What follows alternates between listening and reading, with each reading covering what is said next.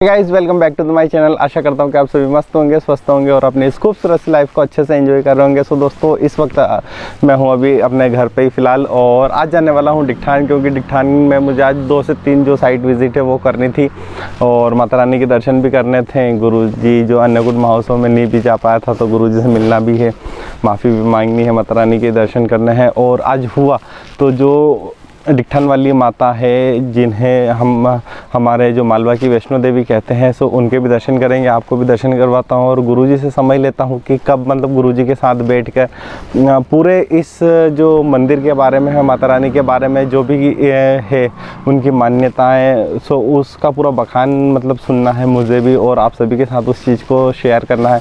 सो आज मैं गुरुजी से जाके मतलब समझ लूँगा कि कब मतलब गुरुजी फ्री रहते हैं, क्योंकि मतलब थोड़ा सा भी भवन का काम वगैरह भी चल रहा है तो उस दौरान मतलब गुरुजी बिज़ी रहते हैं। सो आज जाके मैं मतलब उनसे समझ लूँगा, यदि आज फ्री रहे तो हम शूट कर लेंगे, वरना जब भी फिर गुरुजी समय देते हैं सो उस हिसाब से बैठ के पूरी जो चीज़ें हैं उस शेड्यूल के अनुसार हम पूरा जो वीडियो है उसे शूट करेंगे। सो चलो मिलते हैं सीधे माता रानी के भवन में। बोलो जय माता दी।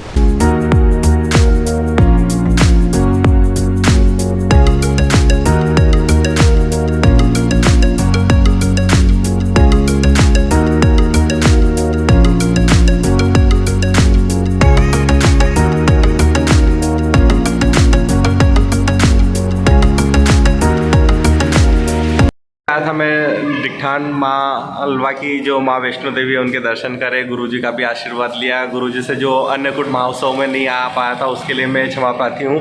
और जो माता रानी की महिमा है, इस मंदिर का जो सौंदर्य है, एक जो रौनक है, जो यहाँ की मान्यता है बहुत है। सो एक दिन हम आएंगे आराम से और इस मंदिर के बारे में जो भी चीज़ें हैं सारी वो फिर से एक बार पूरा प्रॉपर कवर करेंगे।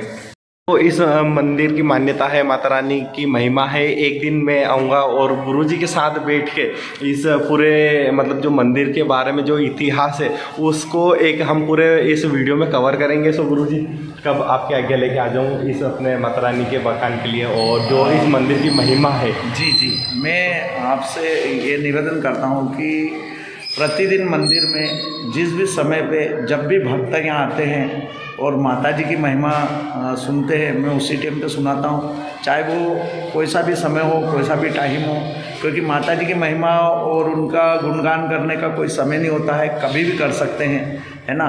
अभी आपके माध्यम से इस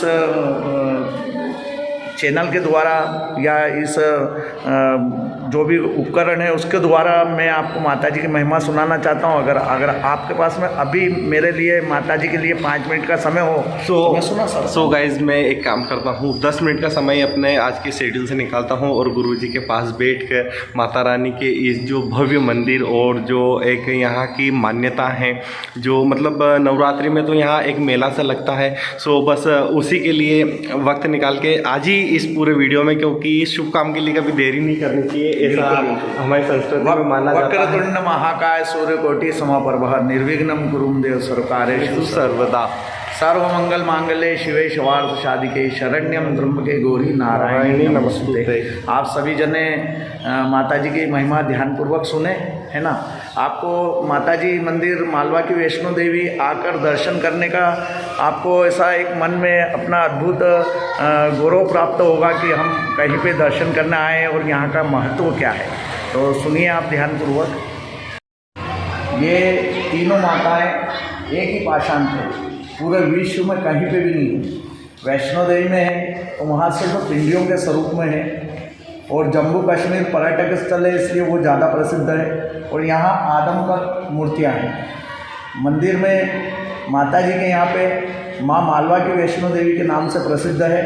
यह धार जिला ग्राम डिकठान में स्थित माँ मालवा की वैष्णो देवी।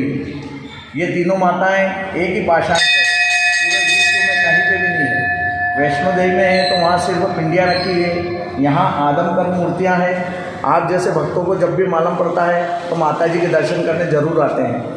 शेषनाग भगवान का फन है, उसके ऊपर सरस्वती माता जी है, पेट पे महालक्ष्मी है और पूंछ पे कालिका देवी है। पूरे विश्व में कहीं भी देखेंगे आप तो कालिका माता का मुंह खुला दिखाई देगा, जीवान बाहर दिखाई देगी, लेकिन यहाँ माता जी का मुंह बंद है। माता जी सौम्य रूप में है, 3 पहर में 3 बार माता जी का प्राकृतिक रूप से रूप चेंज होता है। माँ अपने भक्तों को दर्शन देती है। सुबह आप देखेंगे 4:30 से 6 के बीच में, तो आपको बाल अवस्था में ब्रह्मापुत्री सरस्वती का दर्शन होगा। आपको माता जी का चेहरा देख के ऐसा लगेगा कि जैसे छोटी छोटी बच्चियाँ उन्हें लहंगा चुन्नी पहन के खड़ी हुई है। अभी आप दर्शन कर रहे हैं तो आपको ऐसा महसूस होगा कि माता जी हमको देख के हंस रहे हैं, मुस्कुरा रहे हैं। इस टाइम पे इनका रहता है गरुड़ वाहिनी विष्णु पत्नी लक्ष्मी का रूप। यही शाम को 7 बजे धूप बत्ती होती है, उसके बाद में रात को 9 बजे आरती होती है।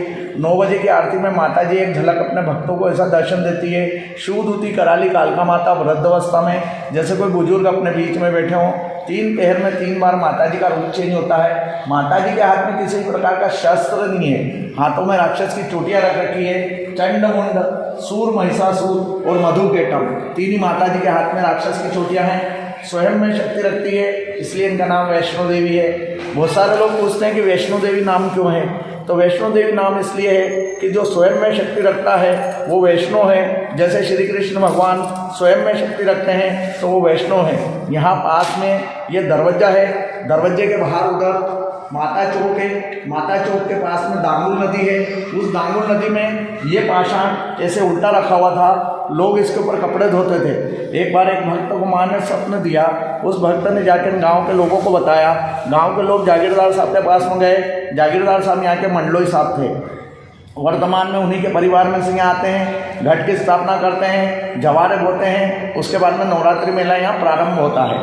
तो उन्होंने 10 आदमी पहुँचाए और उस पाषाण को सीधा किया तो देखा महाकाली, महालक्ष्मी, महासरस्वती, उनके साथ में वो गणपति जी उधर की साइड में, उधर वो गणपति जी, इधर के साइड में ये बटुक भैरवनाथ, ये बटुक भैरवनाथ, ये है इधर लाल भैरव, ये है काल भैरव, अंदर है शिवलिंग, माता जी के वहाँ रखा है त्रिशूल, यहाँ साइड में है शीतला माता और गणपति जी के पास ही स्थित है माँ संतोषी। इस प्रकार से माता जी अपने साथ पूरा परिवार लेकर नहीं, अपने भक्तों को प्रेरणा देती है कि आप भी अपने परिवार के साथ दर्शन करो। जब गांव के लोगों ने देखा कि इतने सारे भगवान एक साथ आए तो क्यों नहीं अच्छा मंदिर बनाया जाए, तो इसके लिए उन्होंने बैलगाड़ी पर रखा और इसको ले जाने लगे। पता नहीं उस माता की क्या महिमा थी। आसपास ये रहवासी लोग नहीं रहते थे, यहाँ पे पहले वेदाचार्य ब्राह्मण पंडित लोग रहते थे। इसको ब्राह्मणपुरी के नाम से जाना जाता था। तो हमारे घर के बुजुर्ग थे, उन्होंने ऐसा कहा कि यही वैष्णो देवी है।